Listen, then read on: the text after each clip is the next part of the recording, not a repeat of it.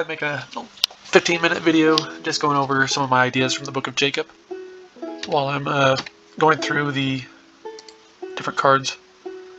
Let's see, here we go. In this one I'm not going to talk about the cards, I'm just going to talk about the art direction. So I guess I will talk about the cards, just not anything else other than the art direction. So the Nephites I'm having as barbarians, mostly Celtic or Norse type culture. The Jaredites sometimes are giants, and they're monks, or Asian, from Japan or China, or more of a Tibetan style depiction. Some of them are farther south in a more jungle-like setting. The Aztecs were further south than that. The Nephites are druids, and the Lamanites are archers, and some of the Lamanites are, as reported from the Book of Mormon, being a people that are like the Nephites. In my art direction, I make them rarely like they're described in the Book of Mormon, because I have a theory that I've come up with. When I made these cards a few years ago, I had to come up with different ideas for what is really going on, diving into each verse and asking questions. Some of the questions with the Lamanites mostly are who they are and what is happening. The Book of Jacob talks about how they're fighting the Lamanites, and it's described or very hinted at that the Nephites believe that all the Lamanites are from Laman and Lemuel. And I don't think that's the case, as research is coming out on who the Jaredites are. A lot of people are showing them as a haplogroup A, which is here. Haplogroup A is sometimes depicted as African, though the South American tribes, some of them that have the haplogroup A marker and depicted as African in a description of what haplogroup is, no one thinks that those tribes in South America came out of Africa. So it could be a strange depiction of saying this haplogroup A is an African haplogroup if they never came out of Africa to begin with. They're only depicting it that way for a traditional, they call it African American or a darker skinned race of people. They just say African. And I don't know if that's the best way of describing that, especially when South America has tribes where no one thinks that they came out of Africa. So there should be a better way of describing this, and there isn't.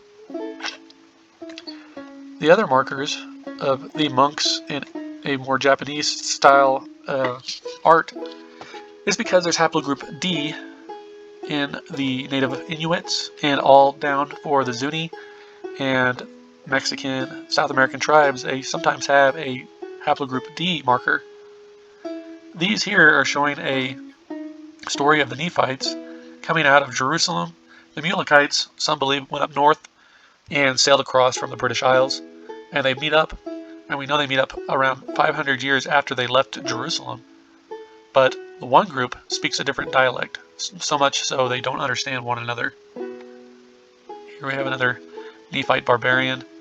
I'm thinking the people that lived with Jacob were very strong and were able to defend themselves.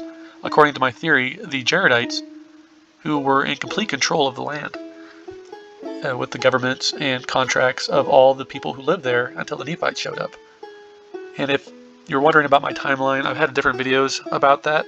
I'm going to talk a little bit about that timeline now, where the Nephites land and the Mulekites land, I think in the Book of Ether, soon after the people of the Jaredites are able to get past the snakes. It mentions in the Book of Ether, which is the oldest book in the Book of Mormon, about how there were once snakes that guarded the pass south. And while those snakes were there, nobody could go southward in a certain area.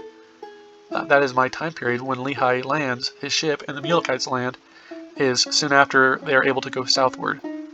That the Lamanites, or the Jaredites, I should say, then could go southward. They then say in the Book of Ether they dedicate that land for hunting. And I believe while they're dedicating that land for hunting, the Mulekites and the Nephites were establishing their countries, and they were just then starting out. I like to think of it as if you're playing a game of Ages of Empires, and you start out with a settlement, they would be in the starting ages, the Stone Age, starting out fresh, while the Jaredites had control of the entire land to the north, I also think they had control of the land to the south, up and down the west coast. And in the book of Omni, that's after the book of Jacob, it talks about how they fight with the Lamanites, they say, which I'm saying are the Jaredites, their entire lives. That the war is non-stop. I believe that time period in the book of Ether is getting very close to the battle with Coriantumr and Shiz, or the final battle, as at the end of the book of Omni, the land of Nephi is sacked. When the land of Nephi becomes sacked, Mosiah then finds the record, or a stone, I apologize. He gets a stone that has Jaredite writing on it, and he interprets it with interpreters, as we find out later. Then there's an overlap with the people of Limhi discovering the land desolation with buildings, and they find the gold plates that Ether leaves behind. Now, if you recall, after the Jaredites all die, Ether remains. And in my timeline, he doesn't sit around for 500 years, or that the last battle wasn't 500 years previous, but more within the year. If you think that this is too radical, if you study these scriptures out yourself, there is a window of possibility that I have held on to, and there is nothing pointing in any other direction saying that the Nephites had to land after the last battle of the Jaredites. That is an assumption I am predicting is an assumption that the church has been making or has been teaching. That doesn't necessarily have to be what actually happened according to the scriptures themselves. This is showing a snowscape tribe of Gilead. It's a name mentioned in the book of Ether. And I think that the Jaredites went through a pole shift where the land turned cold, and they then had to learn how to survive with this new change. It speaks of a time when they followed the beasts, which mirrors the archaeological record of the Ice Age almost perfectly. Here I have an Aztec and a Native American style depiction of a person, as I believe that these are the groups of people to the south area of the Jaredites to the north. Now the Jaredites to the north, I believe, were the seat of power of the Jaredites.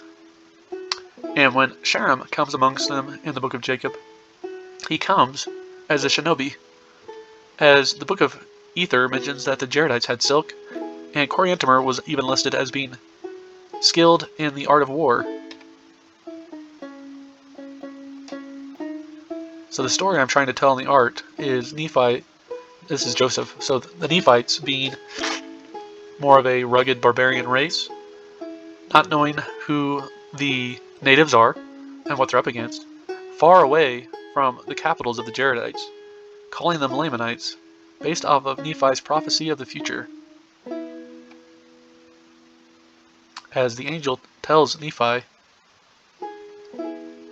that they are in war with his brethren.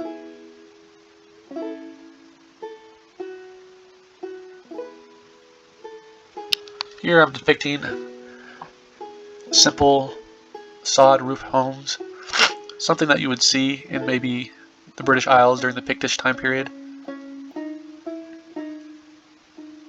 These settlements would have been very small compared to the vast might of a Jaredite army, and the Jaredite army was reported not to go south even after the snakes were removed. I believe they were sailing up and down the coast to do business with the Aztecs and to get the silk into China and Japan. This is important if it is correct, as the title page of the Book of Mormon, which was once the end of the Book of Mormon, speaking about how the book is made for the Lamanites and that they are of the house of Israel, could call in the rest of the world, and the Lamanites could blossom as the rose, as prophesied, going to our brothers who are in the other parts of the world that the Book of Mormon has not yet fully been accepted at. China, India, Japan, Korea. It has in the Philippines, and I think that is a miracle.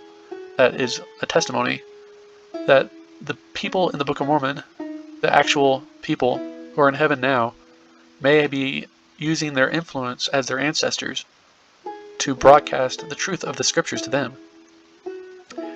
If you do a lot of research during the time period of the Book of Ether and the remaining of the Book of Mormon, actual documents of history that exist during that time period are extremely rare, and what life was once like during that time period across the entire world, even in the 400 AD time period, is a mystery. The records in the Book of Mormon, considered true by me and millions others, if considered as a historical document, is priceless. Thank you for watching.